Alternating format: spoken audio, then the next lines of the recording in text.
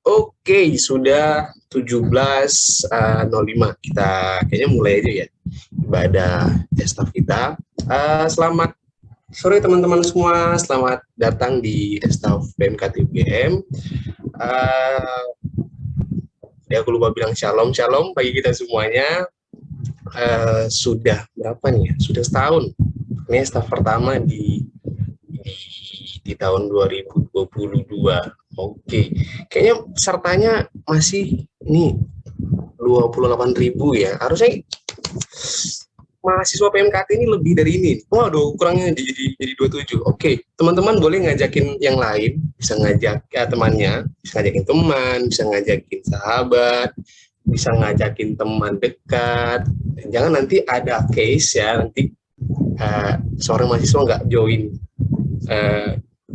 ibadah ini, pasti ditanyain kenapa, jawabannya karena belum diajakin sama ayang. Waduh, ya saya agak merinding mendengarnya, tapi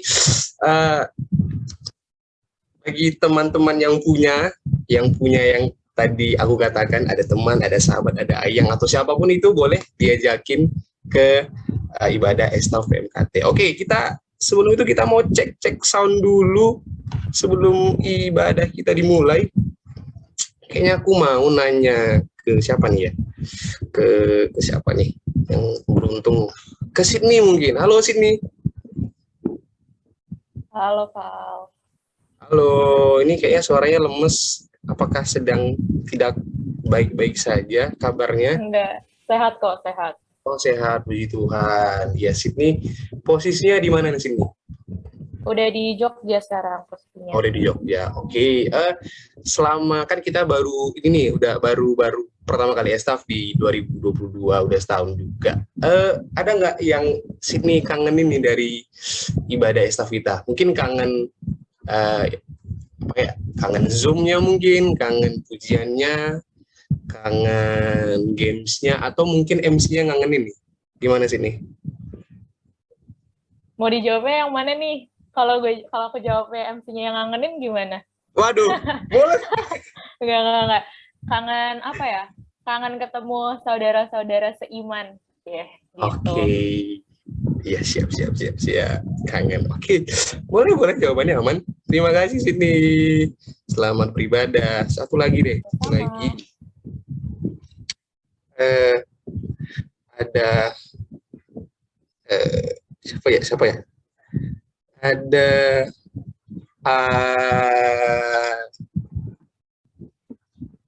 Yeskiel. Halo Yeskiel Hendro. Halo Bang. Halo Yeskiel, gimana kabarnya? Sehat? Puji Tuhan. Puji Tuhan sehat. Posisinya di mana nih Yeskiel? Posisi di Jogja Bang. Oh, asal Jogja atau emang dari luar Jogja nih? Luar Jogja Bang. Gimana? Dari luar Jogja. Oke. Mungkin pertanyaan yang sama sini tadi. Yang ngangenin dari estaf apa nih? Fellowship-nya sih. Fellowship-nya. Ya, dibawain sama kakak-kakak. Siapa ya fellowship ya? Komhad ya? Ya, benar-benar. Oke. Itu aja, ada yang lain? Apa lagi ya?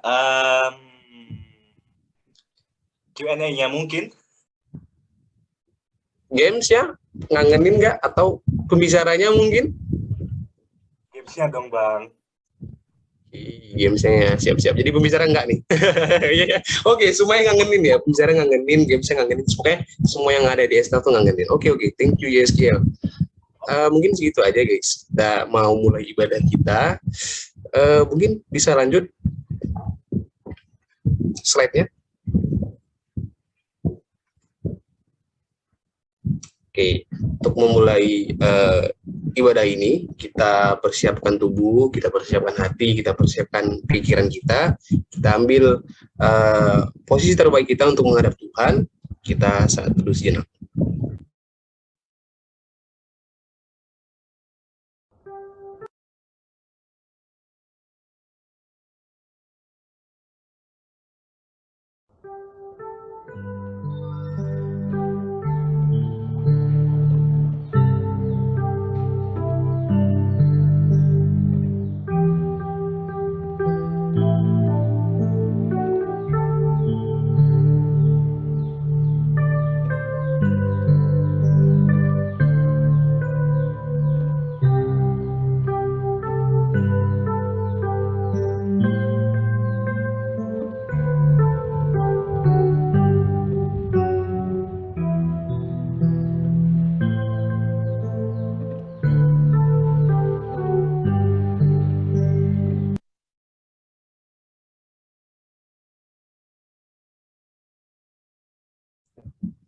Oke, teman-teman pernah nggak sih dengar quote tentang life is not for everyone? Nah, aku merasa bahwa semua orang itu deserve untuk kehidupan. Ya, tapi melalui yang quote yang tadi aku katakan bahwa kita tuh diingatkan bahwa kita harus bersyukur atas hidup yang telah dikaruniakan dari Tuhan kepada kita dan menjadikan kehidupan kita itu untuk memuliakan nama Tuhan. Maka dari itu kita angkat pujian berjudul Hidup Ini Adalah Kesempatan.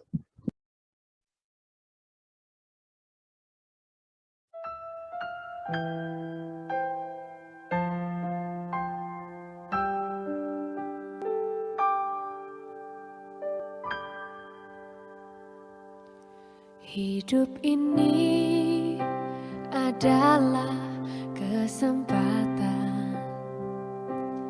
Hidup ini untuk melayani Tuhan. Jangan sia-siakan waktu yang Tuhan beri. ini hanya sementara. Sekuntum bunga di pagi hari, mekar indah harum di padang yang hijau.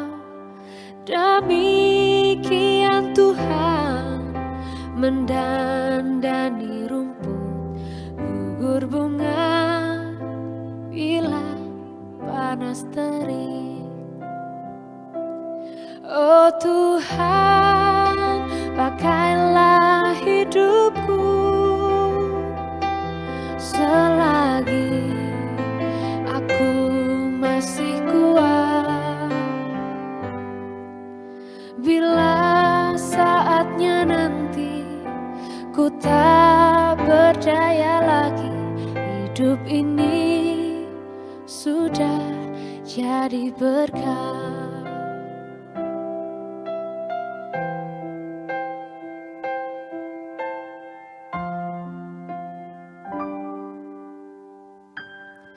Hidup ini adalah kesempatan. Hidup ini untuk melayani Tuhan. Jangan sia-siakan waktu yang Tuhan beri. Hidup ini hanya sementara. Oh Tuhan, pakailah hidupku selagi aku masih kuat. Bila saatnya nanti ku tak berdaya lagi, hidup ini sudah jadi berkah.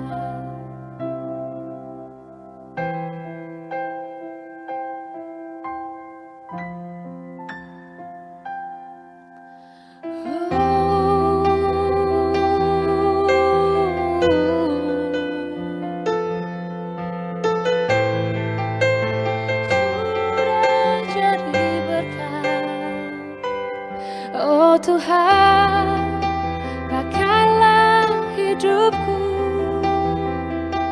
selagi aku masih kuat.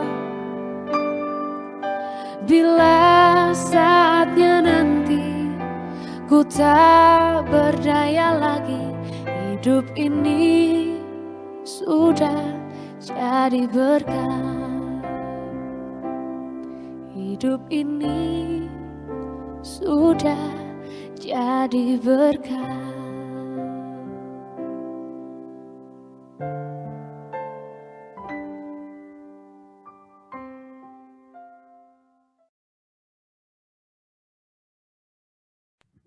Oke, untuk melanjutkan ibadah kita, mari kita setok hati kita berdoa. Tuhan Yesus, terima kasih Tuhan atas firman-Mu dari pagi. Kau telah bangunkan kami dari tidur kami. Di siang hari Engkau memberkati kami dalam aktivitas kami, sehingga pada sore hari ini berkat-Mu terus mengalir. Kami ada di sini bersama-sama bersekutu untuk memuji dan memuliakan nama-Mu Tuhan. Untuk itu butuh bimbingan-Mu, kami butuh Roh Kudus-Mu. Kami ingin Roh Kudus-Mu masuk ke hati kami masing-masing, sehingga kami mengerti bagaimana memuji dan memuliakan nama-Mu sesuai dan seturut kehendak-Mu Tuhan Yesus. Engkau berkatilah ibadah ini, Engkau berkati juga Kak Devi nanti yang akan membawakan firman ini. Kiranya apa yang Kak Devi taburkan pada kami dapat menjadi bekal dalam kehidupan kami Tuhan. Terima kasih Tuhan, terimalah doa ini Tuhan di dalam nama anakmu Tuhan Yesus Kristus penebus dosa kami. Amin.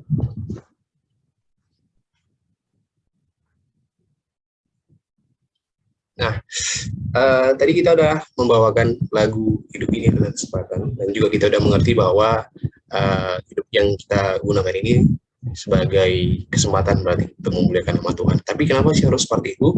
Jawabannya ini ada pada lirik lagu yang bakalan kita nyanyikan berikutnya, yaitu Datanglah Ke Baitnya, Nanti ada lirik yang mengandung jawaban dari pertanyaan tadi, yaitu karena Tuhan itu baik, kasih setianya kekal, hari ini, esok dan selamanya.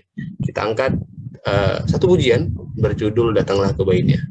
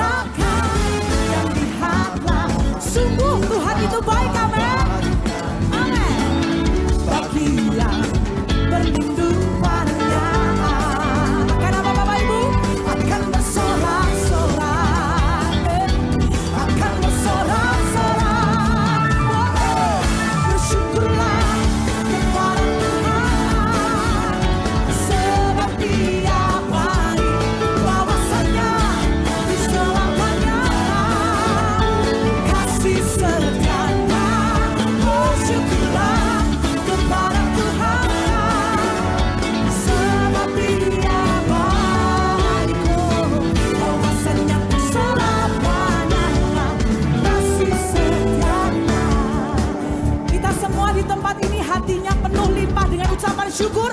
Yang sepakat katakan yes. Kita mau memuji Tuhan secara sepakat Bapak Ibu Saudaraku. Kita angkat kedua tangan kita tinggi-tinggi yuk. Mana dua tangannya jangan setengah tiang, tinggi-tinggi. Semuanya ke sana dulu baru ke sana. Setuju katakan amin?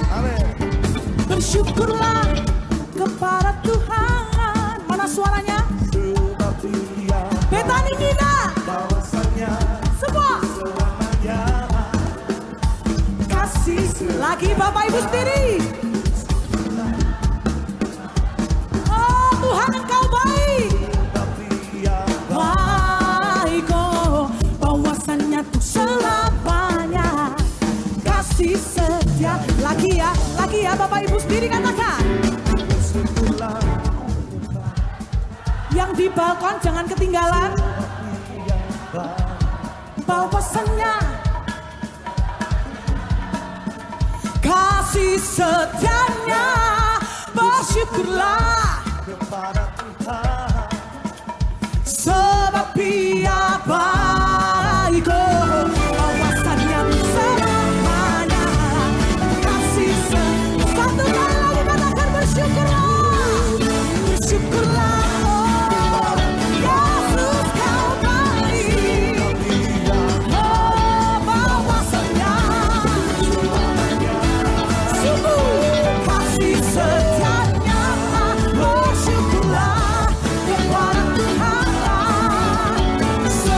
Be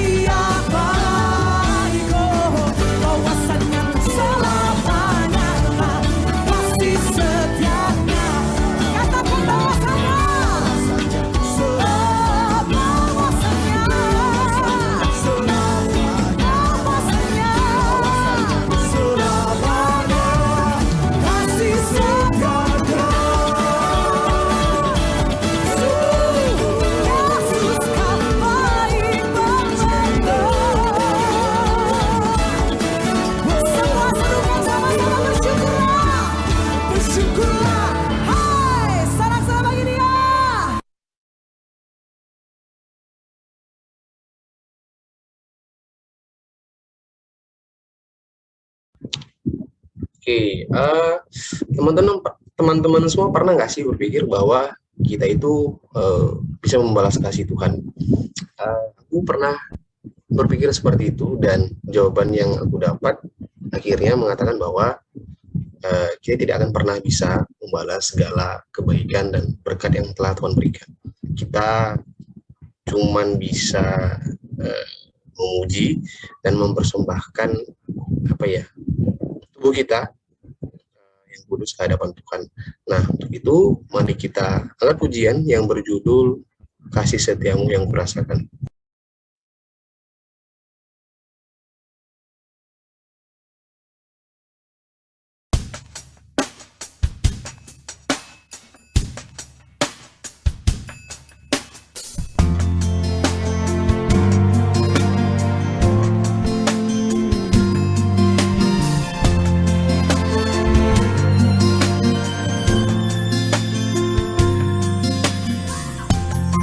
Kasih setiamu yang kurasakan lebih tinggi dari langit biru. Kebaikanmu yang telah kau nyatakan lebih dalam dari lautan. Berkat-Mu yang telah ku terima sempat membuatku terpesona. Apa yang tak pernah ku pikirkan, itu yang kau sediakan bagiku. Siapakah aku ini Tuhan? Jadi biji mata-Mu. Dengan apa kan ku balas Tuhan selain puji dan sembahkan? Siapakah aku ini Tuhan? Jadi biji mata-Mu. Dengan apa kan ku balas Tuhan selain puji dan sembahkan?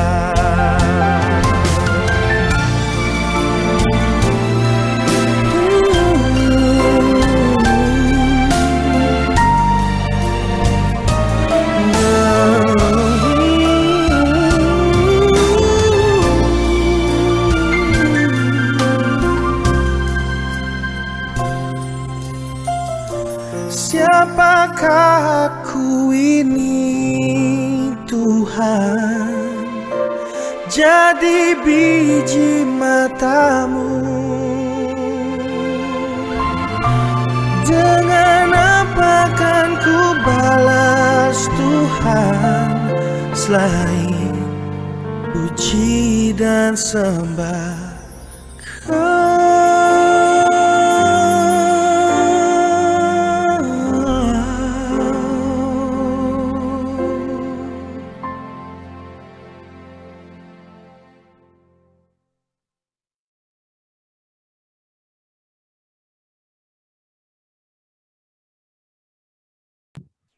Dipersilakan ke Kak Devi untuk membawakan firman untuk kita. Terima kasih. Sebentar saya buka dulu filenya ya.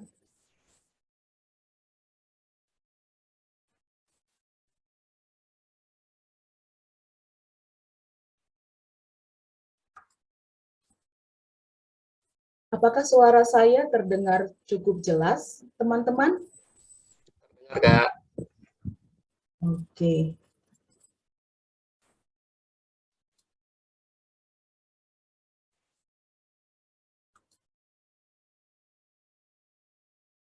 Oke, mari kita berdoa. Ya Allah, Roh Kudus, sore hari ini kami memohon biarlah Engkau memimpin setiap daripada kami untuk kami sama-sama belajar dari firman-Mu. Kami percaya firman-Mu adalah pelita yang menjadi kekuatan dalam kehidupan kami sehari-hari. Karena itu biarlah ketika kami sama-sama membaca, merenungkan, Engkau ya Allah Roh Kudus menerangi hati kami, mata rohani kami, untuk bisa menerimanya dengan penuh kerendahan hati, ketaatan kepadamu. Dalam nama Tuhan Yesus kami berdoa. Amin. Shalom semuanya. Shalom Kak. Ya, saya sangat bersyukur ya dan berterima kasih sudah diberikan kesempatan untuk beribadah bersama teman-teman semua, dan terlebih lagi kesempatan untuk sama-sama belajar firman Tuhan. Sore hari ini kita bersama-sama belajar. Tema yang diberikan atau judul yang diberikan ini sangat reflektif sekali ya, yaitu apakah saya batu sandungan, yang terambil dari Roma 14 ayat 13. Satu judul yang kita sebenarnya harus tanyakan kepada diri kita sendiri terlebih dahulu. Kemudian kalau kita tidak menemukan jawabannya, saya rasa tidak apa-apa kalau kita juga mempertanyakannya kepada teman-teman dekat kita yang mengenal kita lebih, begitu ya. Roma 14 ayat 13 yang diberikan ini, teks yang diberikan untuk judul kita, topik kita sore hari ini, saya mau mengajak teman-teman semua untuk melihatnya dalam paling tidak 4 versi ini, supaya kita bisa merenungkannya lebih dalam lagi. Kalau teman-teman ada membawa Alkitabnya, baik itu yang di handphone masing-masing, atau di laptopnya, atau ada yang dalam bentuk printout, mari sama-sama bisa membuka di dalam Alkitab kita ya. Saya akan membacakannya, teman-teman semua boleh menyimaknya di Alkitab masing-masing. Di dalam Roma 14 ayat 13 itu, versi ITB ya, Indonesia Terjemahan Baru, itu mengatakan begini. Karena itu, janganlah kita saling menghakimi lagi, tetapi lebih baik kamu menganut pandangan ini. Jangan kita membuat saudara kita jatuh atau tersandung. Saya coba melihatnya lagi dalam versi Indonesia, tapi yang versi firman Allah yang hidup. Dikatakan begini, jadi mulai sekarang janganlah saling mencela. Sebaliknya, hiduplah sedemikian rupa sehingga saudara tidak menyebabkan orang lain tersandung dengan membiarkan dia melihat saudara melakukan sesuatu yang dianggapnya salah. Nah, kalau yang versi bahasa Inggris cukup banyak, tapi saya mau mencoba kata batu sandungan itu ya, saya mau melihatnya apa diterjemahkan begitu ya. Stumbling block atau obstacle itu kebanyakan menerjemahkannya begitu ya. Saudara bisa baca masing-masing. Dalam versi NIV saya pilih dengan yang paling saya suka itu dia hampir mendekati apa yang dikatakan dalam versi firman Allah yang hidup. Forget about deciding what's right for each other. Hear what you need to be concerned about, that you don't get in the way of someone else, making life more difficult than it already is. Itu dari The Message Bible ya.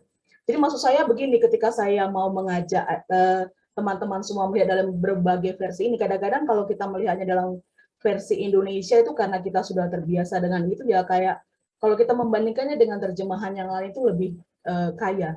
Jadi ternyata kalau kita melihat di dalam versi bahasa Indonesia ITB tadi ya, yang pertama itu hanya tidak terlalu dijelaskan kalau kita menjadi membuat orang lain, membuat saudara-saudari kita itu tersandung atau jatuh, itu tidak terlalu dijelaskan apa akibatnya. Ternyata kalau kita lihat di The Message ya, The Message Bible versi itu, dikatakan ternyata kita bisa membuat hidup orang lain yang sudah sulit itu semakin sulit.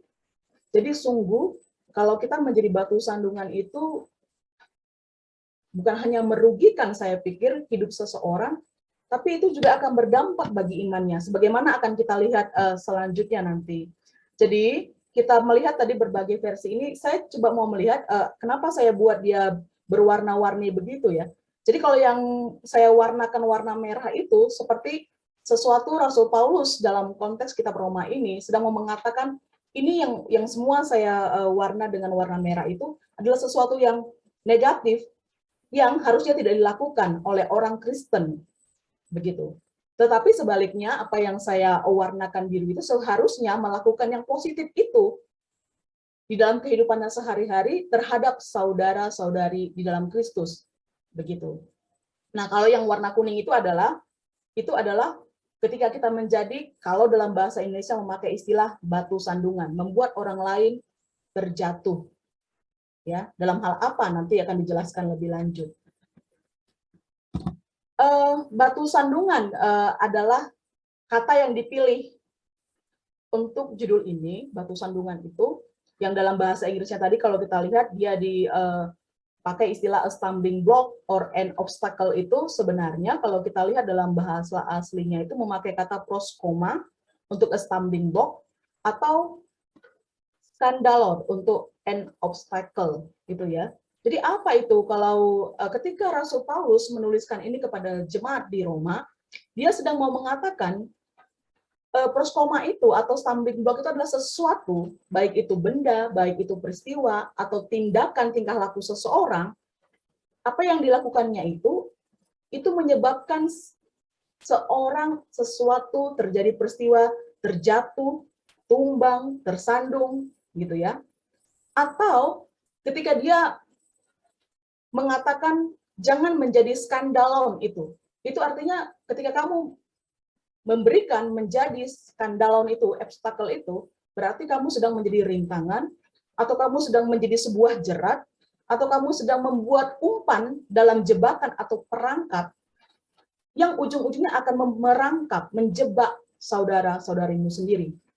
Begitu. Jadi ketika istilah Indonesia mengatakan batu sandungan, itu bisa diartikan, kalau dengan perkataan lain, judul yang tadi diberikan itu, apakah saya batu sandungan? Dengan kata lain, pertanyaan lain bisa, apakah saya memberikan atau menjadi proskoma atau skandalon bagi saudara saya, bagi orang lain, gitu ya. Nah, sebenarnya ayat yang diberikan itu kita harus membacanya dalam konteks Roma 13 ayat 8 sampai 14, kemudian seluruh pasal 14 dan pasal 15 ayat 1 sampai 17. Tapi kawan-kawan semua bisa sambil perhatikan ketika saya menjelaskan ini, perhatikan di Alkitabnya. Tetapi kita akan fokus di pasal 14 itu ya, di mana ayat 13 ini dituliskan. Jadi sebenarnya kalau kita membaca itu semua, dan dari ayat tadi, pasal 13 itu ya teman-teman, kalau pertanyaan itu dijawab, saya itu menjadi proskoma atau skandalon, saya itu menjadi penyebab orang terjatuh, tersandung, saya itu menjadi jebakan atau perangkap bagi orang lain jika, gitu ya, jika kalau kita baca dari pasal yang tadi itu, dan fokus di pasal 14 itu, paling tidak ada 3 hal ini yang membuatkan kita menjadi proskoma itu, menjadi skandalon itu, menjadi jebakan, menjadi sandungan bagi orang lain itu. Yang pertama, tidak ada, kalau kita itu memiliki sikap yang egois, tidak ada tempat bagi kepentingan dan kesenangan orang lain, saudara-saudari kita. Begitu ya. Kalau kita baca dimulai di pasal yang ke-13 ayat 8 mulai, itu Paulus mengatakan kepada jemaat, tidak ada artinya kamu lakukan semua tanpa kasih. Jadi ketika kamu tidak memiliki kasih, kamu sedang melakukan atau sedang hidup dalam sikap yang egois, hanya mementingkan diri sendiri, hanya mementingkan kesenangan sendiri, tidak peduli dan tidak ada tempat bagi kepentingan dan kesenangan orang lain. Itu yang pertama. Kalau saya sudah ada di sikap itu atau melakukan yang seperti itu, berarti saya sudah menjadi proskoma atau skandalon atau batu sandungan, istilah bahasa Indonesianya, bagi saudara saya. Kemudian ketika kita menghakimi atau mencela pendapat atau pengetahuan, bahkan iman saudara-saudari saya. Kalau di dalam jemaat Roma itu, saudara-saudari di dalam Kristus, di dalam jemaat. Karena memang setiap jemaat Roma, nanti kita akan lihat sama-sama, mereka itu berbeda-beda. Berbeda-beda latar belakangnya, baik itu secara sosial, budaya, baik itu tingkat intelektualitas, pendidikan, maupun dari tingkat pertumbuhan rohaninya, gitu ya. Jadi setiap orang yang dengan berbeda-beda memiliki pendapat, pengetahuan, bahkan tingkat iman yang berbeda-beda, begitu. Tetapi di sini Rasul Paulus, supaya kamu tidak menjadi batu sandungan, tolong jangan mencela mereka, jangan menghakimi mereka, begitu. Kemudian yang ketiga, saya akan menjadi proskoma atau skandalon bagi saudara-saudari saya jika membuat hidup saudara-saudari saya menjadi susah atau sulit, bahkan lebih sulit. Kenapa? Karena menuntut mereka untuk setuju dengan pendapat saya, menuntut mereka untuk melakukan seperti apa yang bisa saya lakukan. Nah, ini terjadi di dalam jemaat Roma. Begitu. Sehingga Rasul Paulus perlu mengeluarkan statement-statement ini supaya jangan menjadi batu sandungan. Karena 3 hal ini saja, sebenarnya banyak hal yang lain, tapi 3 hal ini saja kamu sudah menjadi batu sandungan bagi sesama saudaramu. Gitu. Jadi kalau kembali kepada judul reflektif kita, apakah saya menjadi batu sandungan? Paling tidak dalam 3 hal ini, kalau kita memikirkannya, merenungkan, apakah saya selama ini sudah melakukan hal yang seperti ini? Nah, kita jawab masing-masing. Tetapi adalah, saya tidak akan menjadi proskoma atau skandalon gitu ya. Jadi Rasul Paulus sedang membentangkan kepada jemaat 2 hal, yang negatif dan positif. Kamu kalau melakukan tadi yang negatif itu, kamu adalah batu sandungan bagi sesamamu. Paling tidak dalam 3 hal yang tadi. Tetapi kamu tidak merupakan batu sandungan kalau kamu melakukan yang 3 hal ini. Yang pertama, saya tidak menjadi batu sandungan, proskoma atau skandalon bagi saudara-saudari saya bila yang pertama melakukan kasih, tidak egois. Nah, itu semua kalau kita baca nanti di pasal 13 ayat 8 sampai 14 ya. Di sana Rasul Paulus intinya menekankan harus hidup sedemikian rupa, hidup dalam kasih, dimotivasi oleh kasih. Kasih itu kata kerja, jadi harus dikerjakan, harus dinyatakan begitu. Intinya, karena di sana nanti mereka akan berargumen dengan hukum Taurat. Tidak cukup dengan hukum Taurat. Rasul Paulus mengatakan bahwa hukum Taurat digenapi oleh kasih. Ketika kita hidup oleh kasih, segala sesuatu apa yang hukum Taurat katakan itu sempurna kalau dimotivasi, didasari, dilakukan dalam kasih. Begitu. Kemudian yang ketiga, ketika kita menyambut saudara-saudari kita dengan gembira. Dari mana kata gembira itu tadi? Kalau versi firman Allah yang hidup ya, kalau saudara-saudara lihat di versi ITB-nya itu Indonesia Terjemahan Baru, pasal 14 itu ayat 1 mengatakan begini. Terimalah orang yang lemah imannya tanpa mempercakapkan pendapatnya. Tetapi kalau versi firman Allah yang hidup mengatakan lebih detail lagi, dia mengatakan begini, sambutlah dengan gembira setiap orang yang ingin bergabung dengan saudara, maksudnya jemaat di Roma, orang-orang Kristen di Roma. Meskipun imannya lemah, jangan mencelanya karena ia mempunyai paham yang berlainan dengan saudara tentang apa yang benar dan apa yang salah. Nah, begitu. Jadi orang yang lemah imannya, orang yang berbeda pendapatnya dengan kita, di sini Rasul Paulus mengatakan kepada jemaat di Roma, kalau kamu tidak mau menjadi batu sandungan bagi saudaramu, terima mereka apa adanya, sebagaimana Kristus telah menerima mereka. Terima mereka dengan segala apa yang mereka tahu, pengetahuan mereka sampai di mana, mungkin pengetahuan kita lebih tinggi, mereka belum sampai di situ, tapi kita harus menerima mereka semua. Apa adanya, karena Kristus sudah mati bagi mereka, Kristus menerima mereka apa adanya. Kita harus menerima mereka, menyambut mereka dengan gembira. Jadi ada kata gembira, gembira itu artinya dengan sukacita, dengan riang ya. Ada orang hanya bisa menerima, tapi belum tentu. Ada orang bisa menerima karena terpaksa. Bukan menerima karena terpaksa yang dimaksudkan, tapi menerima dengan sukacita di dalam kasih Allah, dengan gembira, dengan sukacita, gitu ya. Kemudian yang ketiga, saya tidak akan menjadi batu sandungan, proskoma atau skandalon jika kalau kita baca di ayat di pasal 15 ayat 7 ayat 1 sampai 7, saya menyimpulkannya begini ya. Kita harus hidup itu menunjukkan kelakuan kita, treatment kita, perlakuan kita kepada saudara kita itu harus dengan menunjukkan kebijaksanaan. Apa artinya kebijaksanaan? Itu artinya memahami situasi, kondisi mereka, saudara-saudari kita. Apalagi mereka yang masih lemah. Lemah dalam hal apa? Tadi saya sudah katakan, kalau kita baca itu dikatakan lemah dalam hal pengetahuan. Sehingga pendapat mereka tentu saja dengan kita misalnya yang punya pengetahuan lebih, pasti akan berbeda. Karena cara pandang, cara berpikir dari sudut yang berbeda. Jadi lemah dalam hal pengetahuan mungkin, lemah dalam hal opini mereka, lemah bahkan dalam hal iman. Gitu. Jadi kita harus memahami situasi ini. Dengan memahami situasi mereka yang begitu, dan kalau kita tahu mereka memang sampai di situ pengetahuan atau masih di situ imannya, justru kita harus menopang mereka. Agar apa? Agar imannya, agar pertumbuhan rohaninya itu bertahan dan bertumbuh. Karena kita sendiri kalau baca semua surat-surat Paulus kepada jemaat-jemaat, itu mengatakan memang orang Kristen itu ada yang masih bayi secara rohani, masih bayi, masih lemah imannya, ada yang sudah mulai dewasa, dan ada yang sampai menuju kepada keserupaan kepada Kristus.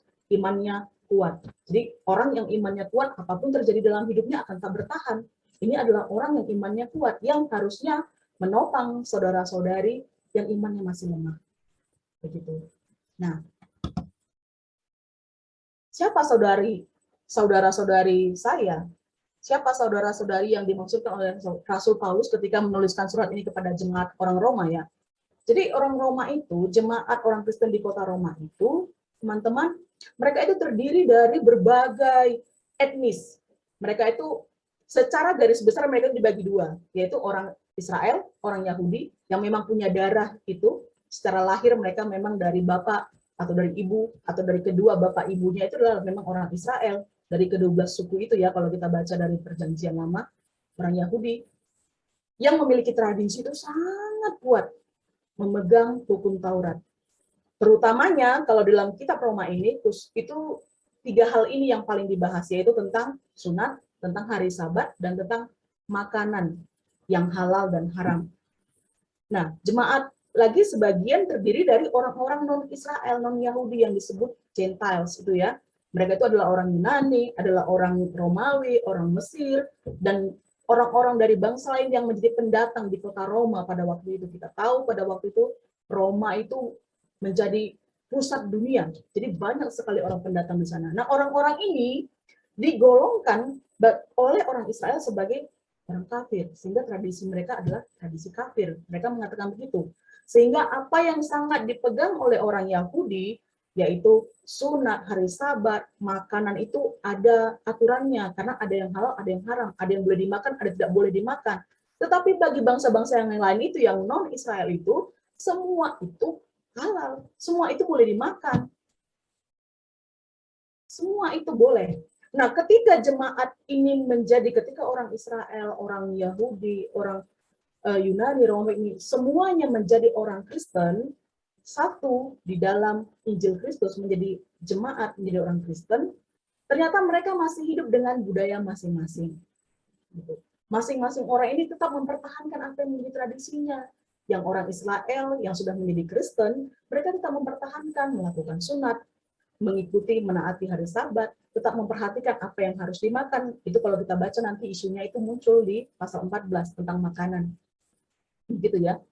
Sementara teman-teman saudara-saudari di dalam Kristus, jemaat yang dari orang-orang Yunani, Romawi, dan Mesir, mereka punya pemahaman, punya pendapat bahwa kalau kita sudah dalam Kristus, apapun yang kita makan, kalau kita doakan, kita berdoa, kita mengucap syukur atasnya, maka semua itu adalah halal, boleh dimakan. Jadi ini yang terjadi di dalam jemaat pada waktu itu, di mana Rasul Paulus mengatakan jangan jadi batu sandungan. Jadi batu sandungan yang dimaksud di sana dalam konteks soal makanan, soal tradisi budaya, soal makanan gitu ya. Nah, kalau kita bawa ini kepada kita yang sekarang, konteks kita, saya khususnya kita yang ada di dalam persekutuan PMKT ini ya, pasti setiap berpindah tadi saya lihat ada yang marga Pinem, ada yang dari Nias ya, Hareva, dan lain-lain. Nah, ada orang Cina. Kita juga berbagai latar belakang budaya ya, dengan berbagai tradisi. Masing-masing kita membawa tradisi kita masing-masing begitu. Jadi tadi konteks jemaat Roma itu seperti itu. Dan saya pikir konteks yang sama juga ada pada kita sekarang ini. Dan bahkan kita yang hadir di dalam ibadah sore hari ini. Siapa yang menjadi saudara-saudari saya seiman itu? Semua orang, semua teman-teman kita yang berbeda latar belakang sosial budayanya, yang berbeda tingkat pendidikan intelektualnya, yang berbeda juga tingkat rohaninya, pertumbuhan rohaninya, berbeda imannya. Begitu. Jadi, tetapi kalau tadi di sana itu, di jemaat Roma itu menjadi isunya adalah soal makanan, soal hari Sabat, soal sunat, di mana orang Israel itu menuntut, kami kan orang Israel, inilah budaya kami. Tetapi mereka meminta, mereka seolah menuntut saudara seiman yang dari suku bangsa lain, dari etnis lain, mereka menuntut orang-orang Yunani, orang Roma, orang Mesir itu supaya melakukan seperti apa yang mereka lakukan. Sementara saudara seiman dari Yunan, orang-orang Yunani, orang Mesir, orang Romawi, dan lain-lain ini, mereka mengatakan, tidak bisa kalian menuntut kami begitu. Karena kami melakukan apa yang kami lakukan ini sesuai dengan tradisi kami makan apa yang kalian tidak boleh makan, kami boleh makan, karena kami doakan di dalam nama Tuhan Yesus. Jadi, di dalam jemaat ini seperti ada perbedaan, perdebatan dalam hal itu ya. Itu yang menjadi isu di mana kata batu sandungan, jangan menjadi batu sandungan. Isu proskoma atau skandalon, khususnya dalam pasal 14 ini kalau kita perhatikan, itu yang menjadi isunya, tentang makanan. Begitu. Jadi perbedaan pendapat antara orang Yahudi, orang Israel dengan non-Israel itu tadi, khususnya dalam hal makanan, itu ini yang menjadi perdebatan. Sehingga Rasul Paulus harus menuliskan surat ini untuk membawa jemaat semuanya sebenarnya bagaimana sih harus hidup di dalam tali persaudaraan sesama saudara di dalam Kristus, begitu ya. Nah, kalau teman-teman nanti ada waktu, coba lihat di dalam Imamat pasal 11 ya, itu adalah daftar semua makanan atau hewan-hewan yang boleh dan tidak boleh, yang haram, yang halal, yang boleh dimakan, tidak boleh dimakan oleh orang Israel pada masa Perjanjian Lama. Nah, itu yang mereka terus bawa sampai kepada masa gereja. Itu mereka hidup dari mulai di padang gurun sampai mereka ketika menjadi satu kerajaan, kemudian sampai masa Tuhan Yesus, kemudian sampai mereka menjadi orang Kristen, itu mereka bawa. Memang orang Israel dengan tradisi yang sangat kuat begitu ya. Dan kalau kita baca juga nanti di dalam Kisah Para Rasul 15 ayat 22 sampai 29, itu juga isu yang coba para rasul temukan solusinya supaya tidak terjadi perpecahan, tidak terjadi perpisahan dalam jemaat ya. Sehingga kalau kita baca selanjutnya, Paulus mau mengatakan gini, orang Yahudi, orang Israel, non-Israel, kalian semua adalah sama-sama, kita semua adalah sama-sama saudara di dalam Tuhan. Apa yang kalian sedang perdebatan ini, dia mau katakan itu hanya perkara moral, hanya perkara etika. Itu tidak menyangkut tentang keselamatan di dalam Kristus. Jadi bagaimana kita membuat supaya etika, perkara moral ini, etika Kristen ini, bagaimana kita hidup atau cara hidup kita supaya membangun relasi yang harmonis di dalam saudara-saudari seiman dengan perbedaan latar belakang budaya yang ada tadi, dengan latar belakang tradisi yang ada tadi. Dia coba katakan itu. Jadi kalau kita baca nanti di situ, Rasul Paulus mengatakan, jangan cari-cari kesalahan orang, jangan menghakimi. Kalau ada yang bilang, saya tidak boleh makan ini, saya mau makan sayur saja, saya tidak mau makan daging. Yang tidak mau silahkan, yang mau silahkan. Karena yang tidak makan, yang makan sama-sama kalau berdoa di dalam Kristus, itu untuk kemuliaan Tuhan. Jadi kita tidak punya hak untuk menghakimi, untuk mencela orang lain. Karena setiap daripada kita, Tuhanlah yang akan menghakimi kita. Jadi Rasul Paulus kira-kira mau mengatakan begitu ya. Nah, karena itu dia mengatakan, kenapa seolah-olah dalam dua perdebatan, dua kubu ini, dua perdebatan ini, Rasul Paulus mau mengatakan, Dia bukan seseorang yang ambigu ya, kamu benar, kamu bukan, begitu maksudnya. Tapi Rasulullah mengatakan, yang tidak mau makan, keberatan hati nurani, tidak mau karena tradisi kami tidak mengizinkan, ya tidak apa-apa, silahkan. Yang mau makan, ya silahkan. Ini bukan soal benar atau salah. Karena apa? Karena ini hanya soal etika Kristen. Begitu. Jadi, kalau kamu mau makan, kamu tidak mau makan, kalau kamu lakukan itu demi kemuliaan nama Tuhan, mengucap syukur atas nama Tuhan, silakan dua-duanya. Tidak perlu ada perdebatan, tidak perlu ada saling menghakimi. Dua-duanya akan menghadap Tuhan, dua-duanya benar di hadapan Tuhan. Karena apa? Karena dasar motivasi hatinya adalah untuk memuliakan Tuhan. Dia coba mengatakan itu. Sayangnya jemaat tidak berpikir begitu. Jemaat yang Israel mengatakan kalau kamu makan, khususnya kalau kita baca di sana tentang daging kepada yang telah dipersembahkan kepada berhala, begitu ya. Bagi orang non-Yahudi, bagi mereka tidak masalah memakan itu, asalkan memakannya. Kami sebelum memakannya kami mendoakannya di dalam nama Tuhan. Bagi kami itu nggak ada berhala-berhala, yang ada hanya Tuhan. Kuasa Tuhan lebih dari segala-galanya. Begitu pandangan mereka. Nah, pandangan orang Israel itu mengatakan tidak. Kalau kamu makan daging yang sudah dipersembahkan dalam berhala, itu sudah najis, itu kotor. Kamu berdosa. Nah, jadi seperti ada dua begitu. Tetapi Rasul Paulus itu sedang menerangkan, saudara-saudaraku, tidak perlulah saling mengatakan kamu salah, kamu benar, kamu berdosa. Tidak perlu, nggak usah. Jangan jadi batu sandungan. Kalau kamu mau makan, silahkan makan. Kalau kamu tidak makan, silahkan tidak makan. Tetapi jangan sampai kamu mengatakan, kamu yang memakannya, kamu berdosa. Itu kamu sudah menghakimi. Itu kamu sudah mencela. Kamu yang tidak memakannya, kamu berdosa. Itu kamu sudah menghakimi. Kamu mencela. Dan kalau kita baca juga, Rasul Paulus mengatakan, kalau memang saudara-saudaramu sangat bersikukuh bahwa makan itu adalah perbuatan dosa, jangan makan di hadapan dia. Bukan mau katakan, kita ini jadi sembunyi-sembunyi ya. Bukan. Tapi itu tadi, artinya Paulus mengatakan, mari kita bijaksana dalam melakukan segala sesuatu. Jangan melakukan hal-hal, kalau memang saudaramu imannya masih lemah, jangan melakukan, kalau masih belum sampai di sana pengetahuannya, masih belum sampai di sana imannya, jangan lakukan di depan-depan, terang-terang di depan dia. Di depan dia, sebaiknya kamu mengikuti caranya. Nah, begitu, supaya tidak menjadi batu sandungan. Begitu ya. Kenapa?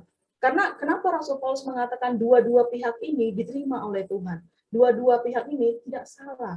Dua-dua pihak ini sedang melakukan sesuatu yang membuat memuliakan nama Tuhan. Kenapa? Karena kalau kita baca, Rasul Paulus mengatakan, karena kabar Injil itu, keselamatan melalui darah Allah salib Kristus, itu tersedia bagi semua orang. Tidak peduli apa latar belakangnya, yang penting orang tersebut mau menerima darah Yesus, mengakuinya sebagai satu-satunya jalan keselamatan. Karena pada akhirnya setiap orang akan berdiri di hadapan Allah untuk dihakimi. Allah yang menjadi hakimnya. Kalau kita baca di dalam pasal yang 14 ayat 10 sampai 12, Rasul Paulus mengatakan, biar Allah yang akan menghakimi. Apakah orang saudara kita yang mengatakan, saya makan daging yang dipersembahkan oleh berhala, bagi saya tidak masalah, karena saya makannya dalam nama Yesus, atau orang Yahudi yang mengatakan, saya tidak mau makan itu, tapi saya juga berdoa dalam nama Tuhan Yesus. Kedua pihak ini bukan kita yang menghakiminya, tetapi Tuhan. Jadi biar kita hidup dengan perbedaan tradisi ini, masing-masing menjalankan tradisinya, tetapi saling menghargai, saling menghormati, berjalan di dalam kasih bersama dengan Tuhan, di dalam Tuhan, itu akan menjadi membangun satu relasi yang harmonis di dalam saudara-saudari satu jemaat. Pada waktu itu pada jemaat Roma ya. Kemudian akhirnya saudara-saudaraku, Rasul Paulus itu saya lihat begini ya. Di dalam dia mencoba menengahi semua itu, ketika kamu tidak mau menjadi batu sandungan, ada hal-hal yang harus dilakukan dan dihindari. Ketika kamu menjadi batu sandungan, kamu sedang egois, kamu sedang mencela atau menghina pendapat orang lain, kamu sedang memaksa orang lain untuk melakukan atau menuruti tradisimu, kamu sedang jadi batu sandungan. Tetapi kalau kita sebagai sekarang ini adalah jemaat Tuhan, jemaat Roma itu mereka punya persoalan tadi adalah dengan latar belakang yang berbeda adalah tentang makan dan minum. Yang haram, yang tidak halal. Yang halal gitu ya. Apa yang boleh, apa yang tidak boleh gitu. Nah, kalau kita sekarang, kita adalah jemaat Tuhan, mahasiswa-mahasiswi, kita semua rekan-rekan yang beribadah pada sore hari ini, kita juga adalah jemaat Tuhan. Dan seperti saya katakan tadi, kita sebagai mahasiswa Kristen, kita juga berbeda tingkat pertumbuhan rohaninya. Kita berbeda lemah kuatnya dari segi iman.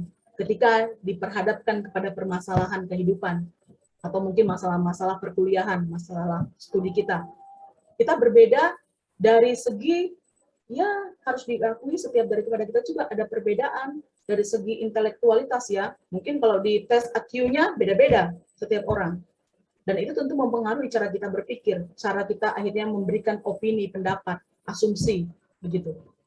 Nah, tetapi bagaimana kalau judul itu tadi tanyakan, apakah kita menjadi batu sandungan? Bagaimana ketika kita semua masing-masing mempertanyakan itu kepada diri kita sendiri, dan akhirnya kita menemukan jawabannya, kalau kita renungkan sejenak, kita tanya diri kita sendiri, apakah saya batu sandungan? Dan saya menemukan jawabannya sejauh ini belum, ya puji Tuhan. Kalau jawabannya adalah, ya ternyata saya sudah menjadi atau mendekati hampir menjadi batu sandungan bagi saudara saya. Kita bertobat, minta ampun kepada Tuhan, dan berusaha untuk tidak mengulanginya. Tetapi bagaimana kalau kita berpikir begini ya, kalaupun saya sudah menjadi batu sandungan bagi rekan-rekan saya, saudara seiman saya, atau saya belum menjadi, mencegah supaya tidak menjadi batu sandungan bagi mereka, bagaimana kalau batu sandungan segala sesuatu yang kita lihat berbeda itu, batu sandungan itu kita balikkan menjadi stepping block atau stepping stone gitu ya, membalikkan batu sandungan menjadi batu pijakan. Batu pijakan itu tentunya adalah satu jalan, satu langkah, satu kesempatan kalau boleh dibilang untuk melangkah lebih maju, lebih bagus, lebih baik. Begitu ya. Jadi teman-teman, saya tidak akan berpanjang karena setelah ini ada sesi tanya jawab ya, mungkin akan lebih seru lagi nanti bertanya menjawab di sana. Tetapi di akhir firman Tuhan ini yang kita sama-sama tadi sudah baca dan kita coba merenungkannya, saya mau ajak teman-teman itu memikirkan kembali tentang Tuhan Yesus, tentang Rasul Paulus. Saya pikir dua tokoh ini yang dicatatkan oleh Alkitab adalah tokoh yang sudah berhasil membalikkan batu sandungan menjadi batu pijakan. Rasul Paulus dalam setiap perjalanannya, dalam setiap kesakitannya, di dalam setiap dia bertemu dengan orang, semua itu menjadi satu kesempatan bagi dia untuk menyampaikan kabar baik tentang Tuhan, menyampaikan Injil. Sehingga dia pergi misi, perjalanan misi kemanapun pasti ada jemaat yang akhirnya berdiri di tempat di kota itu. Tuhan Yesus sendiri, dalam setiap dia berkeliling dari kota, dari desa selama dia hidup di bumi 3,5 tahun, kalau kita baca dalam surat-surat Injil, kita akan lihat setiap kesempatan ada orang sakit, ada orang lumpuh.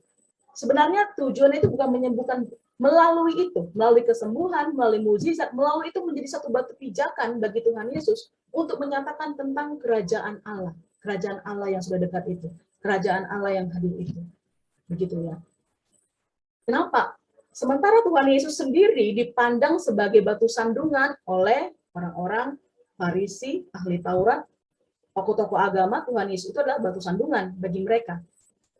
Rasul Paulus juga, dia adalah batu sandungan bagi orang-orang sebangsanya. Kalau kita baca Rasul Paulus itu, kita tahu ceritanya. Di awal dia adalah Saulus, sebelum menjadi seorang Paulus, apa kisah hidupnya? Ketika namanya masih menjadi Saulus, kita semua kalau membaca ya, kita tahu dia bukan orang sembarangan. Kalau dia itu ada sekarang di kampus kita, mungkin dia adalah prof, kita panggil dia prof, begitu ya, profesor yang sangat. Dia menjadi batu sandungan bagi orang-orang selevelnya. Tetapi dia mengubah, ketika dia dikatakan sebagai batu sandungan itu, dia membalikkan itu sehingga dia menjadi batu pijakan. Dia menjadi batu pijakan bagi para penerus pemberita Injil setelah dia. Begitu.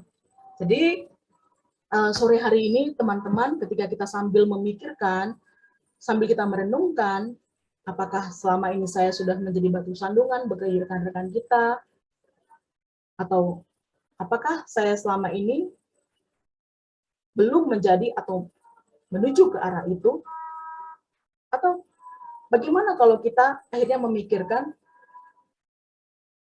batu sandungan itu diubahkan, dibalikkan menjadi batu pijakan, di mana saya bisa pakai itu menjadi satu kesempatan untuk menolong orang, untuk menguatkan iman teman-teman saya, untuk membawa relasi kami sebagai saudara-saudari dalam Kristus semakin dekat, semakin kuat, demi kemuliaan nama Tuhan. Karena pada akhirnya, jemaat Roma itu akhirnya harus menjadi jemaat yang membawa kemuliaan nama Tuhan. Karena setiap daripada kita memang menjadi seorang Kristen, tujuannya apa? Tujuannya pada akhirnya membawa kemuliaan bagi nama Tuhan. Jadi, sampai demikian firman Tuhan yang boleh saya sampaikan. Kembali kalau kita renungkan, apakah saya selama ini sudah menjadi batu sandungan? Teman-teman, kita semua yang menjawabnya.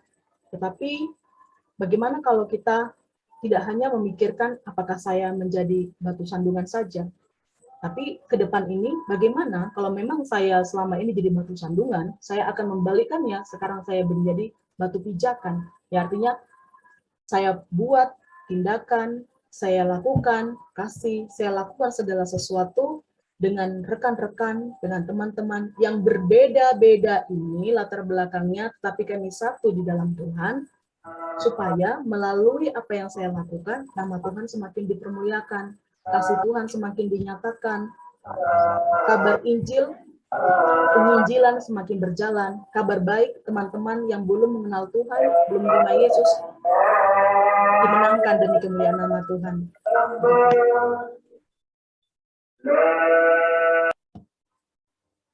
Sampai demikian firman Tuhan, mari kita tundukkan kepala, kita ambil waktu sejenak untuk memikirkan ini. Tadi pertanyaan reflektifnya sesuai dengan judul kita adalah, apakah saya ini batu sandungan bagi rekan-rekan saya, khususnya kita yang ada di PMKT UGM ini. Jika selama ini saya egois, jika selama ini saya menuntut orang harus setuju dengan saya, jika selama ini saya melakukan, menghina, atau kurang menghargai pendapat orang lain, mungkin saya sudah menjadi batu sandungan bagi saudara saya. Kalau memang itu posisi kita, kita ambil waktu sore hari ini untuk minta ampun kepada Tuhan. Dan kita berkomitmen untuk tidak melakukannya ke depan, tetapi justru bagaimana membuat teman-teman yang berbeda dengan kita itu bisa kita sambut, bisa kita terima, bahkan bisa kita topang untuk semakin maju di dalam Tuhan. Mari kita ambil waktu sejenak, rekan-rekan semua, teman-teman. Kita renungkan, dan kalau memang ada sesuatu yang mau kita sampaikan dari hati kita paling dalam kepada Tuhan, mari kita ambil kesempatan ini sejenak.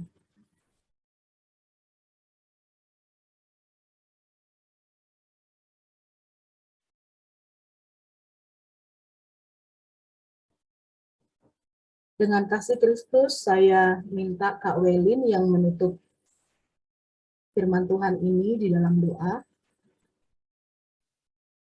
Mari kita bersatu dalam doa. Sungguh besar Engkau Tuhan, terima kasih untuk kebenaran firman Tuhan yang sudah Tuhan nyatakan bagi setiap kami. Biarlah hati kami Tuhan menjadi hati yang tanah yang subur yang mau dibentuk oleh Tuhan. Biarlah kami boleh menjadi batu pijakan bagi sesama kami, bagi saudara-saudara kami. Kau berkati hamba-Mu Kak Devi di dalam pelayanannya, dalam kehidupannya, terus Kau pakai untuk menjadi hormat kemuliaan baginya. Dalam nama Tuhan kami Yesus Kristus kami berdoa dan bersyukur. Amin. Amin. Terima kasih Kak Welin. Sama. Saya kembalikan kepada MC ya. Oke, terima kasih Kak Devi atas firman yang luar biasa sekali. Ini nih sangat relate banget di kehidupan perkuliahan. Bagi teman-teman yang mungkin merasa menjadi batu sandungan bagi orang lain, sangat terpukul ya. Terutama saya juga di beberapa kesempatan tuh kayaknya merasa bahwa saya itu menjadi batu sandungan bagi orang lain. Kalau boleh diringkas sedikit tadi Kak Devi mengubah nama batu sandungan tadi menjadi proskoma atau skandalon gitu. Ada beberapa kriteria yang dipenuhi ketika orang itu masuk dalam menjadi proskoma atau skandalon. Ada egois, ada yang hakimi, ada yang membuat hidup saudara-saudari itu menjadi susah dan sulit. Terlebih tadi ada budaya atau tradisi itu ketika kita memaksakan orang lain untuk turut dalam kebiasaan yang menurut kita memang benar, walaupun sebenarnya itu hanya budaya, itu kita sudah dikatakan menjadi proskoma ataupun skandalon gitu. Tadi yang terakhir juga Kak Devi mengatakan bahwa biarlah batu sandungan tadi ataupun proskoma dan skandalon tadi menjadi batu loncatan kita untuk menjadi lebih baik lagi. Alangkah indahnya kalau batu sandungan tadi itu dibalikan jadi batu pijakan. Nah, mungkin boleh ditampilkan slide diskusi dan tanya jawab tadi. Mungkin teman-teman ada yang ingin bertanya kepada Kak Devi mengenai batu sandungan atau yang tadi kita sebut proskoma. Oke, kita tunggu. Sepertinya mahasiswa PMKT ini sangat-sangat aktif ya bertanya. Ini di kolom chat kayaknya, udah nggak ada. Oke, sebelum itu mungkin aku mau bertanya sama Kak Devi nih. Kita menunggu teman-teman yang mungkin lagi malu-malu ataupun lagi mempersiapkan pertanyaan mereka. Aku mau nanya, ketika gini Kak, kita menyadari bahwa ada ada teman kita yang menjadi proskoma ataupun skandalon dan kita sebagai temannya ingin mengingatkan bahwa kamu itu sebenarnya ini loh menjadi batu sandungan gitu, entah dalam hidup saya dan mungkin untuk pergaulanmu gitu. Cara kita ngingatinnya gimana ya Kak? Soalnya banyak sekali, bukan banyak ya, sering saya temukan dan juga saya kadang takut untuk mengingatkan teman-teman bahwa hidup ya, misalnya nih ini katakanlah teman-teman nih, katakanlah saya orang baik gitu ya, atau mungkin saya juga adalah orang yang menjadi batu sandungan. Kadang-kala saya takut hubungan saya dan teman saya ini sedikit memburuk ketika saya mengingatkan mereka tentang bahwa sebenarnya mereka itu batu sandungan gitu. Ada tips and trick nggak Kak, cara mengingatin teman kita bahwa kamu itu ini loh, udah egois, kamu itu udah menghakimi gitu, tanpa mengurangi rasa keakraban kita gitu sama teman-teman. Gimana sih supaya hubungan kita itu tetap harmonis gitu, tanpa ya takutnya sih nggak berteman lagi, nggak bersahabat lagi, jadi akhirnya ya udah deh nggak usah diingatin, mending dia kayak gitu aja, tapi hubungan kita tetap harmonis gitu.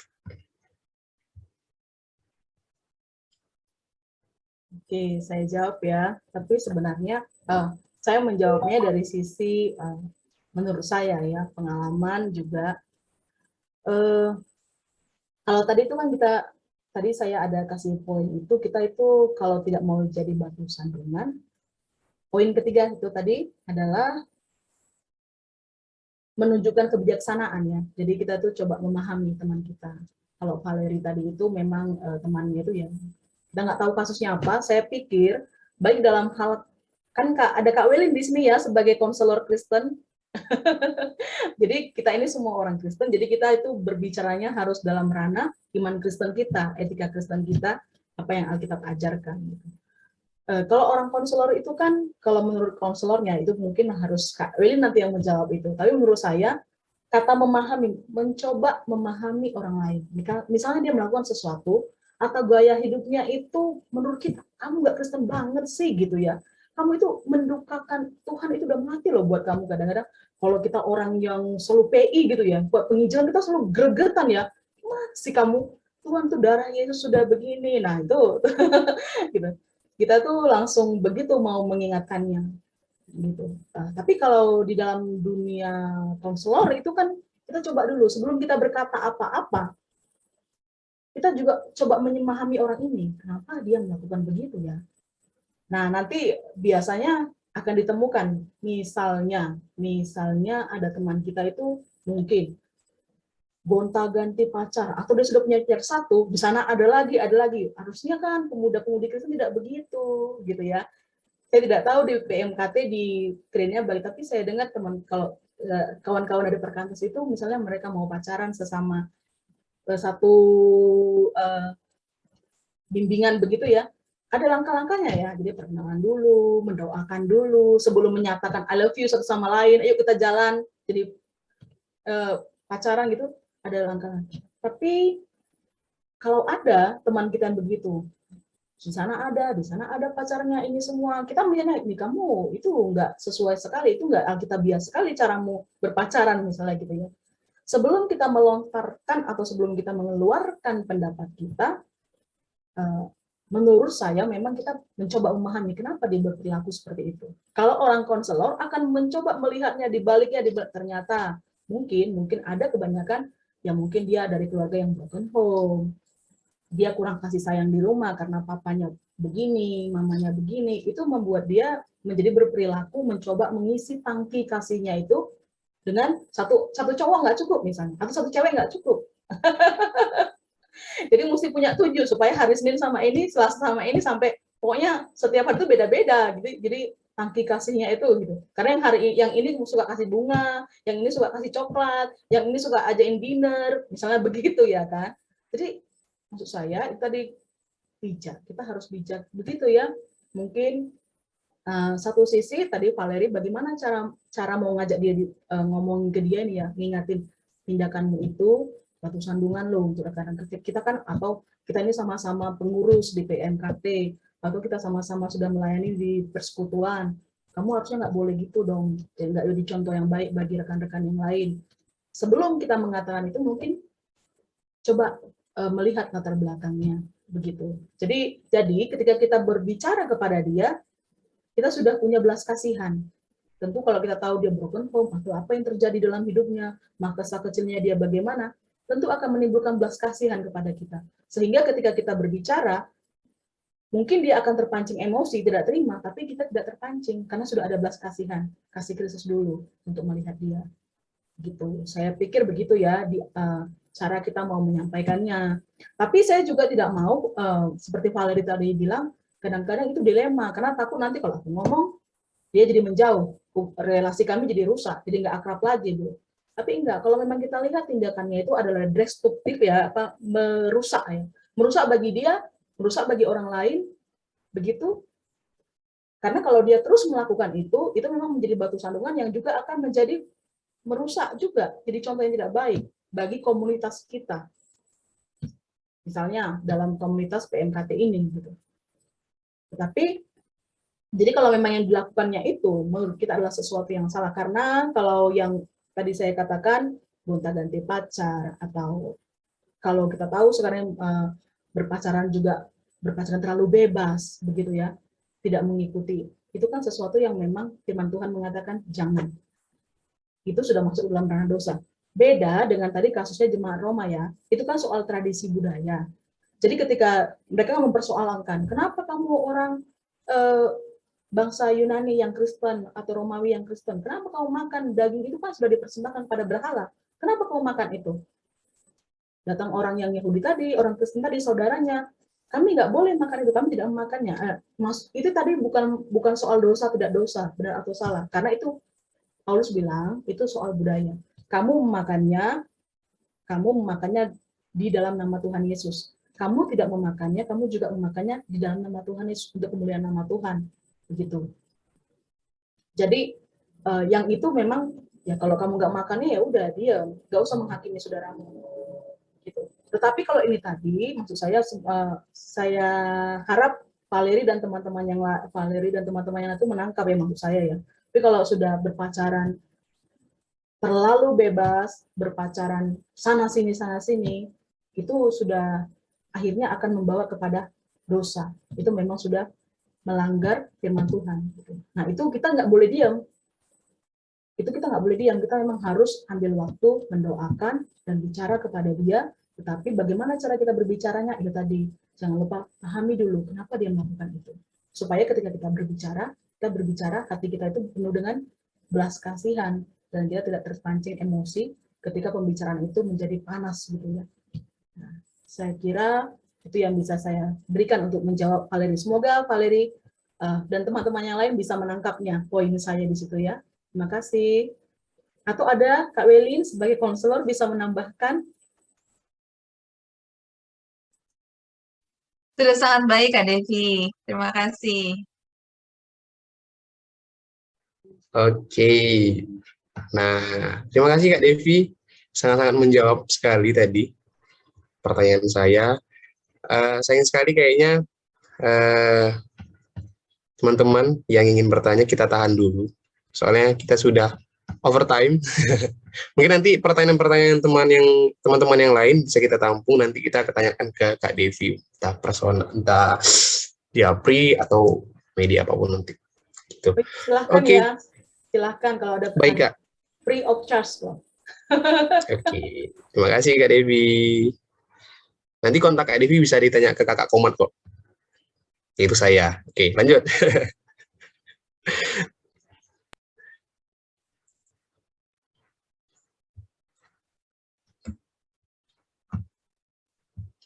Nah, kita mau mengumpulkan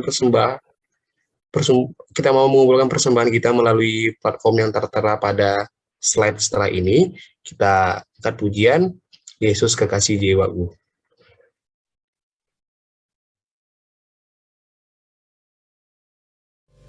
Dengan gendang ku puji dengan kecapi. Oh, ku bernyanyi haleluya Yesus kekasihku. Lagi ya, bersama ya, angkat kedua tangan kita. Dengan gendang ku puji dengan kecapi. Oh, ku bernyanyi haleluya Yesus kekasih. Berikan tepuk tangan yang paling indah. Angkat kedua tangan kita bersama, yuk. Yesus kekasih jiwaku, sungguh ku percaya padamu. Karena kasih-Mu padaku, Kau tebus dosaku. Dari terbitnya matahari, yes, dan sampai terbenamnya, Ku angkat lagu pujian, tinggikan nama. Angkat kedua tangan menari. Dengan gendang ku puji dengan kecapi. Yes, gerakan kaki kita bersama, kiri lagi. Dengan gendang semua menari. Yes, oh, ku bernyanyi haleluya Yesus kekasih dari hati yang paling dalam. Yesus kekasih jiwaku, sungguh ku percaya padamu. Karena kasih-Mu padaku, Kau tebus dosaku. Yo. Dari terbitnya matahari dan sampai terbenamnya, ku angkat lagu pujian, tinggikan Nah, siap menari bergerak ke kiri ke kanan. Yo, yes, yes. Bapak kau melihat umatmu menari di hadapanmu. Lagi katakan dengan gendang, dengan gendang. Ku puji dengan kecapi. Oh, ku bernyanyi. Haleluya, Yesus kekal. Dengan drum, dengan gendang. Cepat. Ku puji dengan kecapi. Yes.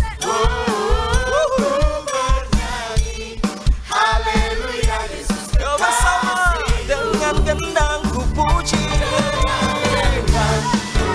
yes, kecapi. Oh, ku bernyanyi, haleluya, Yesus kekasih. Ku bernyanyi, haleluya, Yesus kekasihku. Sekali lagi, ku bernyanyi, haleluya, Yesus kekasihku.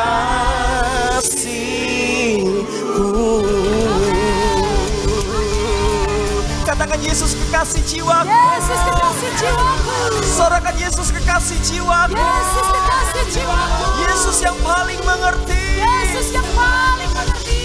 Haleluya.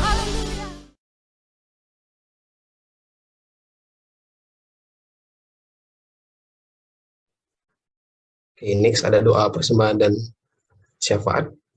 Silakan. Baik, kakak-kakak dan teman-teman semua, mari kita siapkan diri kita untuk berdoa syafaat. Mari kita berdoa. Bapa kami yang ada dalam kerajaan sorga, kembali kami datang di hadapan hadirat-Mu Tuhan untuk mengucap syukur untuk segala berkat yang senantiasa kami rasakan hingga saat ini. Terlebih Tuhan, untuk kegiatan estaf kami pada sore hari ini boleh berjalan dengan baik.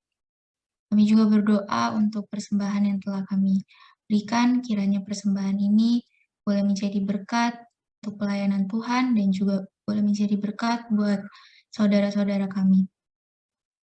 Kami juga berdoa Tuhan untuk kelancaran kuliah, skripsi, atau sidang untuk kakak-kakak kami dari angkatan atas. Tuhan berkati setiap usaha yang mereka lakukan, kiranya boleh berjalan dengan baik. Dan juga kami berdoa untuk bangsa dan negara kami, Tuhan. Tuhan berkati, kiranya bangsa dan negara kami boleh selalu tentram dan aman, damai. Juga berkati para pemimpin, mulai dari di pemerintah pusat hingga ke pelosok desa. Tuhan berkati, Tuhan berikan mereka hikmat kebijaksanaan, dan kiranya mereka boleh menjalankan tugas dan tanggung jawab mereka dengan baik.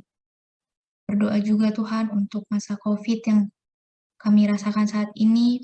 Kami percaya bahwa perlindungan Tuhan senantiasa kami rasakan dan COVID ini boleh berlalu. Kami juga berdoa Tuhan untuk rencana kuliah tatap muka hybrid yang akan direncanakan ke depan. Kiranya kuliah nanti boleh berjalan dengan baik saat hybrid ataupun offline Tuhan. Dan juga berdoa untuk program kerja PMKT ke depannya. Tuhan berkati setiap rencana yang kami rencanakan, kiranya boleh berjalan dengan baik dan juga dapat menjadi berkat buat kami semua dan juga buat orang lain. Jadi Tuhan yang menjadi doa kami serahkan semuanya ke dalam tangan-Mu. Dalam nama Tuhan Yesus, inilah doa kami. Amin.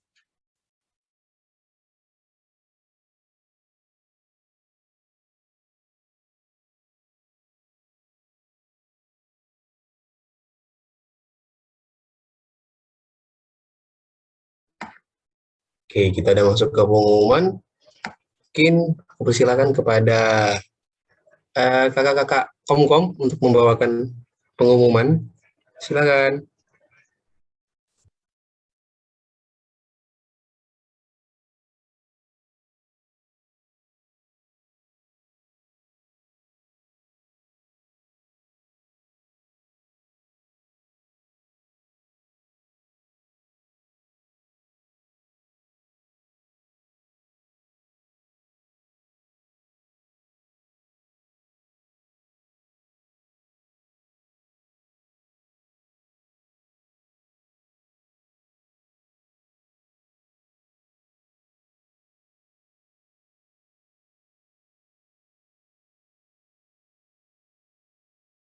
Oke, jadi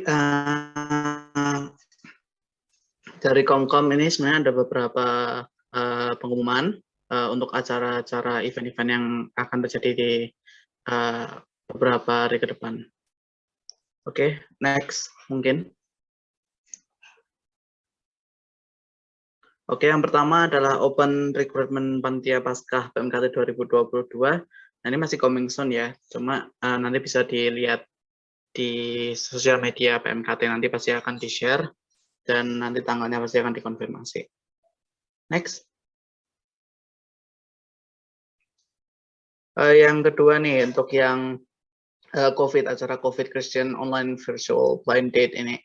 Ini kemarin sebenarnya tanggal 14 sudah, sebenarnya itu adalah akhir pendaftaran, tapi masih bisa mendaftarkan lagi sampai hari ini sepertinya. Ya, tanggal 18, betul. Ya.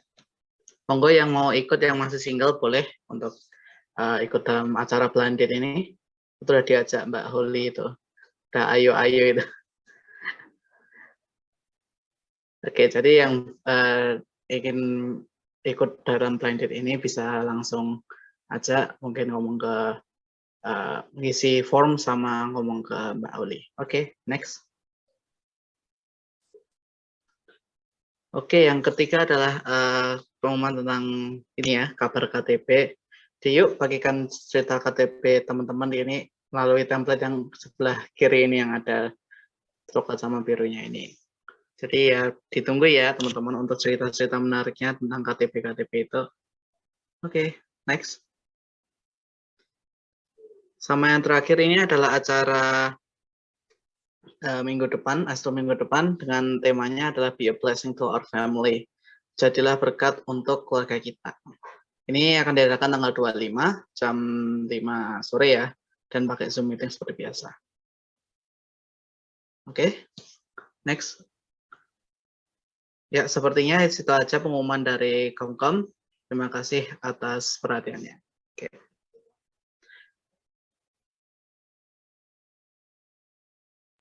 Oke, terima kasih Komkom. Nih, chatnya agak rame ya. Yang udah punya boleh ikutan blind date. Nggak tahu tuh. Ini panitia bisa jawab. Oke, kita lanjut sama fellowship yang bakalan dibawain oleh kakak-kakak Komhat. Silakan kakak. Oke, pertama aku cek suara dulu, suaraku aman nggak, Val? Aman banget tuh. Oke, terima kasih Valeri sebagai MC dan juga Kak Devi, terima kasih atas firman Tuhan yang disampaikan. Jadi seperti biasa, Komhat bakal hadir lagi dengan fellowship-nya. Dan aku nggak sendiri gitu teman-teman, ada satu lagi teman aku, ada Melisa. Bisa cek suara Melisa? Hai, ada Melisa. Oke, langsung di-share screen sama Melisa ya. Bentar. Mungkin kita cek kehadiran dulu, bisa kirim stiker-stiker gitu teman-teman gitu, biar kita tahu masih rame atau masih ditinggal tidur atau gimana gitu teman-teman. Oke. Masih rame ya, masih rame. Oke, good. Sampai akhir diikutin. Kita tunggu Melisa ya teman-teman. Oke. Udah kelihatan belum teman-teman? Kelihatan banget. Oke. Jadi, oh ya, sebelum lanjut kita senang-senang di sini gitu. Oke. Jadi Komhat pada kesempatan kali ini bakal bawain games cari dan temukan. Jadi aku jelasin dikit ya. Kita teman-teman itu bisa menunjukkan barang dari ayat gitu. Ayat Alkitab yang udah kasih clue gitu. Sesimpel itu aja sih, yang penting teman-teman cepat, harus on cam, nggak pakai VBG berarti ya, biar kelihatan gitu. Oke, bisa next slide biar kita tahu apa. Yuk, next slide. Oke, nah rules of the game. Yang pertama itu siapkan Alkitab, ya itu pasti gimana cara mau ngecek ayatnya gitu. Yang kedua itu, untuk yang kata berulang dihitung menjadi satu kata. Misalnya saudara-saudara itu dihitung jadi satu. Nah, untuk menjawab pasti wajib on cam ya, karena yang mau nunjukin gimana coba. Nah, yang keempat yang paling penting, game master selalu benar dan keputusannya mutlak, teman-teman. Oke, lanjut aja kali ya, Mel. Udah pasti paham lah. Ya, kita lanjut. Oke, are you ready? Yes. Ayo lanjut. Ayo. Cari dan temukan. Jeng, Siap. jeng, Jeng. apa nih? Oke, ini masih ya. Yesaya pasal 8 ayat 1 kata ke-7 dari kiri. Hintnya alat. Ayo, caranya langsung raise hand ya biar kita tahu siapa cepat. Oh, udah ada 2. Oke. Dari yang pertama nih yang muncul ada Jonathan. Bisa on cam gitu menjelaskan jawabannya. Nah, muncul. Jawabannya pulpen ya. Pulpen. Kenapa tuh? Karena katanya tulis. Oh, alat tulis. Oke, kita cek jawabannya, Mel. Bener nggak ya? Oke, bener jawabannya alat tulis. Jadi tadi Kak Holly udah nunjukin ya, tapi Jonathan lebih cepat. Kan kita resen cepet-cepetan. Oke. Oke, lanjut. Lanjut. Oke, tadi pemanasan ya ternyata teman-teman. Ini pemanasan ya, jadi belum kehitung poinnya. Jadi, ayo kita lanjut. Ya dapet tiket nanti. COVID nanti dapet tiket COVID. Oke, cari dan temukan. Apa tuh? 1 Samuel pasal ayat ke bla bla bla bla kata keempat. Jadi anak teknik harus mikir dulu ya sebelum jawab gitu. Ayo mikir dulu. Kita kasih waktu kali ya. Apa nih? Ica, kamu tahu? Kak Ica, Kak Ica tahu nggak akar 256? Aku lupa sih, Mbak. Berapa ya? Aduh, udah nggak ketemu matematika kok di PWK. Aduh. Teman-teman lain pasti lebih pintar nih. Ayo, kita lihat. Gak boleh kasih clue. Ayo. Ini kok belum ada ya? Oh, susah ya. Lagi pakai fotomet Kak Ica. Oh iya, lagi pakai fotomet, di foto dulu ya. Oke, ada nih 1. Kurnia. Langsung aja deh, Kurnia. Apa nih jawabannya? Dan tunjukin langsung. Tunggu bentar, aku matiin VBG dulu. Oh ya. Oke. Tiring langsung ya. Oke.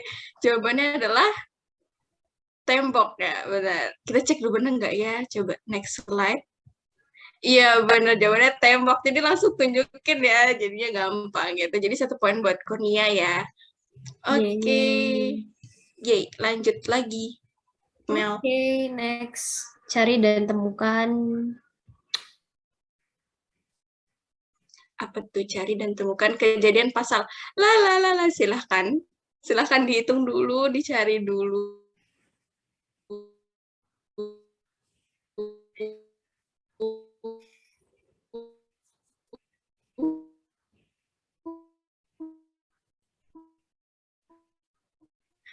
Pokoknya semua benda-bendanya ini gampang banget dicari, nggak tahu dah, pokoknya cari aja dulu guys. Udah langsung, oke, udah raise hand, ada Jonathan. Gimana tuh jawabannya? Monggo. Jawabannya air ya, air. Air, coba tunjukkan. Oh, udah ada ya, oke. Coba cek bener nggak sih jawabannya Jonathan? Oke. Oh, benar banget jawabannya air. Jadi gampang banget kan, pokoknya jawabannya itu pasti gampang banget dicari. Yang penting cepat aja nyari di Alkitab. Oke, 1 poin buat Jonathan. Kita lanjut lagi. Pertanyaan berikutnya. Cari dan temukan.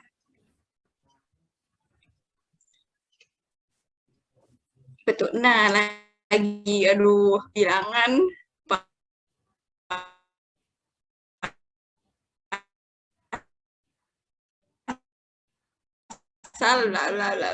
Ayo. Ayat ke 23. Ayo. Harus ngitung dulu ya, baru ketemu jawabannya. Ayo, cepet banget. Wah. Nggak ada pesaingnya nih, nggak ada yang mau nyanyi nih. Karena udah ditunjukin ya. Monggo Jonathan, apa jawabannya? Jawabannya kertas ya. Jawabannya kertas. Waduh, cepet banget iya, ya. Bener. Iya, bener banget. Jawabannya kertas. Oke, Jonathan udah 2 poin berarti. Kita lanjut. Masih ada kan ya pertanyaannya berikutnya? Cek aja yuk. Oh, masih ada, Kak. Oh, masih ada, masih banyak ya. Cari dan temukan apa ini? Soal apa ini? Injil Matius pasal akar 25 ayat 13 kata ke 1+2. Ayo. Ini Jonathan masih Raisa udah ketemu jawabannya tuh gimana nih? Garam, cuman nggak punya garam di sini. Oh, nggak punya garam. Harus nunjukin barangnya baru menang, guys. Harus nunjukin barangnya. Berarti Jonathan udah nggak bisa the point. Ayo. Yang lain udah dikasih tahu jawabannya loh tadi. Saya punya. Apa? Udah? Oke, jawabannya Valeri udah menemukan jawabannya garam ya, teman-teman. Garam kan? Iya, betul. Oke. Benar. Jadi 1 poin buat Valeri. Masih Jonathan memimpin ya. Masih ada soal lagi nggak? Masih Masih Kak, ada kayaknya. kayaknya. Oh iya, masih banyak. Oke, cari dan temukan. Ini terakhir ya, kayaknya ya. Oke. Imamat pasal bla bla bla ayat ke-20 kata ke. Oh ya, monggo teman-teman.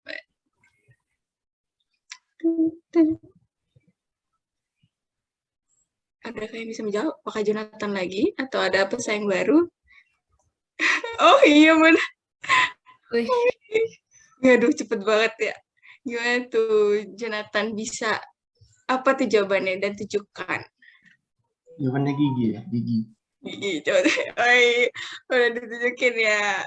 Oke, benar nggak sih Mel jawabannya? Gigi. Benar. Wih, benar jawabannya gigi. Jadi nggak perlu nyari, langsung udah punya. Ya, yang menang dapat tiket blind date, langsung hubungin Kak Holly nanti ya. Guys, udah pernyataan terakhir. Berarti pemenangnya adalah Jonathan. Yeay, kasih stiker atau selamat buat Jonathan, teman-teman lewat chat, stiker gitu.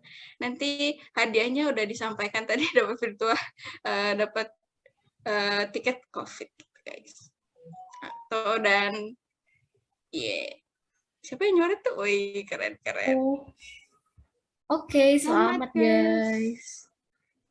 Oke, itu aja sih dari teman-teman Komhat, seru-seruannya. Jadi sampai ketemu di staff berikutnya. Terima kasih teman-teman. Bye. Tuhan memberkati. Terima kasih kakak semua atas bimbingan firman dan fellowship-nya.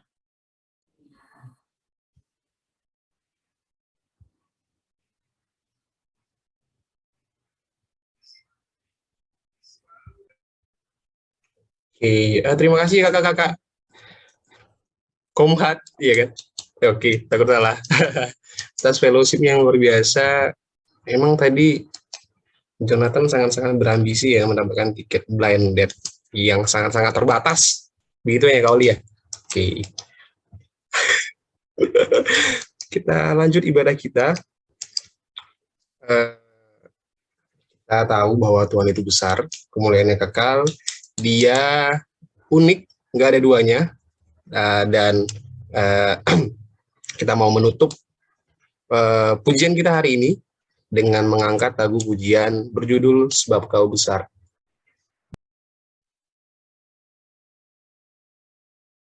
Sebab Kau besar, perbuatanmu ajaib, tiada seperti Engkau. Tiada seperti Engkau, sebab Kau besar, perbuatanmu ajaib, tiada seperti Engkau. Tiada seperti Engkau, sebab Kau besar Tuhan. Angkat tanganmu. Sebab Kau besar, perbuatanmu ajaib, tiada seperti Engkau. Tiada seperti Engkau. Tiada seperti Engkau. Sebab Kau besar, oh, perbuatanmu ajaib, tiada seperti Engkau. Tiada seperti Engkau. Katakan ku beri kemuliaan, ku beri kemuliaan dan hormat. Ku angkat suara pujian, ku adukan namamu, ku beri kemuliaan dan hormat. Kami angkat suara pujian, ku agungkan. Oh, sebab Kau besar, perbuatanmu ajaib. Amin. Tiada seperti Engkau. Yes Lord, tiada seperti Engkau. Sebab Kau besar, perbuatanmu ajaib. Tiada seperti Engkau. Oh, tiada seperti Engkau. Nyatakan sebab Kau besar. Oh, sebab Kau besar, perbuatanmu ajaib. Tiada seperti Engkau Tuhan. Oh, amin. Tiada seperti Engkau. Sebab Kau besar, perbuatanmu ajaib. Tiada seperti Engkau. Sungguh tiada yang seperti Engkau Tuhan. Sebab Kau besar, sebab Kau besar, perbuatanmu ajaib. Tiada seperti Engkau. Ya Tuhan, ya Tuhan. Sebab Kau besar, perbuatanmu ajaib. Tiada seperti Engkau. Tiada seperti Engkau. Angkat tangan kita, sebab Kau besar, sebab Kau besar, perbuatanmu ajaib. Tiada seperti Engkau. Sungguh Tuhan, oh, tiada seperti. Sebab Kau besar, perbuatanmu ajaib. Tiada seperti Engkau. Tiada seperti Engkau. Mari kita bangkit berdiri bersama-sama. Angkat tangan kita. Sebab Kau besar, perbuatanmu ajaib. Tiada seperti Engkau. Tiada seperti Engkau. Sebab Kau besar, perbuatanmu ajaib. Tiada seperti Engkau.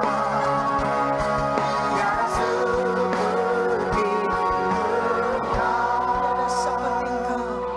Tiada seperti Engkau. Tiada